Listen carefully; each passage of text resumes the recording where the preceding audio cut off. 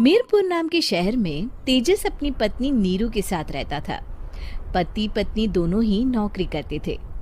एक दिन तेजस गांव अपनी माँ के पास फोन करता है। हेलो, प्रणाम माँ। जीते रहो माँ, तुम दादी बनने वाली हो हैं? अरे वाह, ठीक है बेटा, मैं कल ही आती हूँ। जब माँ जी शहर पहुंची तो बेटे बहू ने बहुत अच्छे से स्वागत किया। लीजिए माँ जी, चाय। अरे गर्मा गर्म पकोड़े ले आओ माँ के लिए। नीरू रसोई में गई और 2 मिनट में ही पकोड़े ले आई। जी ये लीजिए। बहू, जादू से बनाए हैं क्या? अभी तो रसोई में गई थी। यम्मी। माँ जी, शीला रसोई में पकोड़े तल रही है, मैं बस लेकर आई। हे भगवान, मेरा धर्म भ्रष्ट कर दिया तूने। अब तो गंगा जल से शुद्धिकरण करना होगा। दूसरे दिन, माँ जी मैंने नाश्ता बना दिया है, ऑफिस जा रही हूँ। पर अभी तो घर का सारा काम पड़ा है। शीला आती ही होगी, झाड़ू पोछा बर्तन कपड़े वो सब कर लेगी। हमारे जमाने में घर का सारा काम हम ही करते थे।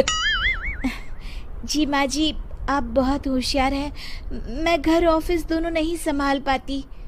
तो जरूरत क्या है घर से बाहर जाकर चाकरी करने की? वैसे भी घर का काम खुद करने से घर में बरकत आती है, समझी? पर माँ जी। पर वर कुछ नहीं, इस महीने की पगार मिले फिर ऑफिस बंद है। हाँ। रात को नीरू तेजस से कहती है, सुनिए जी, माँ जी बोल रही थी कि मैं नौकरी छोड़ दूं। वैसे ठीक ही तो है, अभी तुम्हें आराम की जरूरत है। फिर भी आराम कहाँ, शीला को छुड़ाने के लिए बोल रही थी। तो अब 24 घंटे में इतना काम तो कर ही सकती हो। पर जॉब पसंद है मुझे, घर पर मन नहीं लगेगा। अगले दिन जब दोनों ऑफिस के लिए निकल रहे थे, मेरी तो कोई कीमत ही नहीं है इस घर में। माँ जी, आजकल महंगाई बहुत है, रहन सहन भी बदल गया है, दोनों नौकरी करते हैं तभी ठीक रहता है।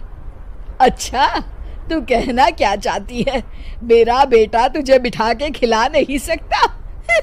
तू ही इस घर का खर्च चला रही है, हैं? नहीं माँ जी, मेरा वो मतलब नहीं था। मतलब खूब समझती हूँ, ये बाल धूप में सफेद नहीं किए मैंने। हाँ। अब तो ये रोज का काम हो गया था। तेजस भी रोज की झिकझिक से परेशान हो गया था। एक दिन उसने कहा, नीरू, वैसे भी तुम्हें मैटरनिटी लीव मिलने वाली है, तो अभी से ही छुट्टी ले लो। पर क्या, मेरी सैलरी अच्छी खासी है। आखिर नीरू ने रिजाइन कर दिया। जब बच्चा हुआ तो घर में सब बहुत खुश हुए। कुछ दिनों बाद तेजस फाइल देख रहा था। क्या हुआ तेजस, कुछ परेशान लग रहे हो?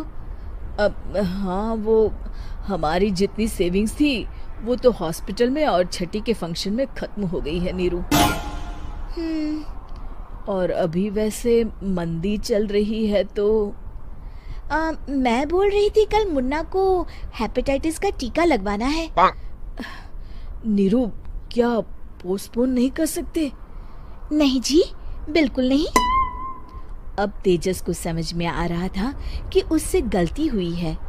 पैसों की कमी का असर घर के माहौल पर भी पड़ रहा था।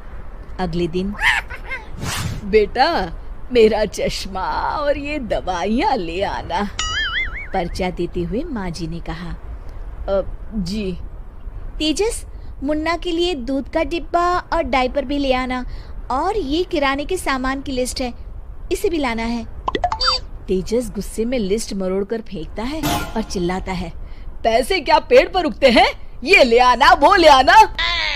अरे पर ये जरूरत का सामान ही है। वो गुस्से में बिना कुछ कहे ऑफिस चला गया। अरे लंच तो ले जाइए। नीरू दौड़कर डिब्बा पकड़ाती है। एक दिन खाना खाने के बाद, नीरू, अब तो मुन्ना कुछ बड़ा हो गया, तो अब तुम वापस ज्वाइन कर लो ना जॉब। पर इस रिसेशन में जॉब मिलना बहुत मुश्किल है। ट्राई तो करो। फिर मुन्ना? माँ जी है ना, और एक फुल टाइम मेड भी लगा लेंगे। पर माँ जी, उन्हें तो पसंद नहीं।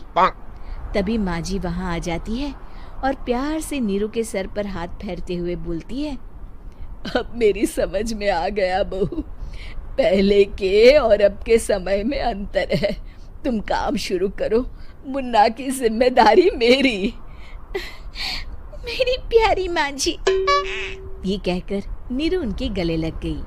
शिक्षा, परिवर्तन संसार का नियम है, हमें भी समय के साथ चलना चाहिए। उम्मीद है कि आपको हमारी ये कहानी पसंद आई होगी। कृपया हमारे चैनल को सब्सक्राइब करें और सभी अपडेट्स के लिए बेल आइकन जरूर क्लिक करें। और हाँ, वीडियो लाइक और शेयर करना मत भूलिएगा। Bye bye.